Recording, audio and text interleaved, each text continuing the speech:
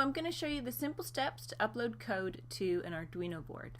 So if you go to the File menu first and select New, it opens up a new sketch for you. And this is where we'll write the code when we're using Arduino. Make sure you have the correct board selected. Ours is an Uno. And again, back to the Tools menu to check you have the correct port. Now you'll notice the port is not there, so you'll need to plug your USB cable into your Arduino board. When it's plugged in, the light should come on, so you should know it's connected. Then go back up to the Tools menu again, and now the port should be there for you.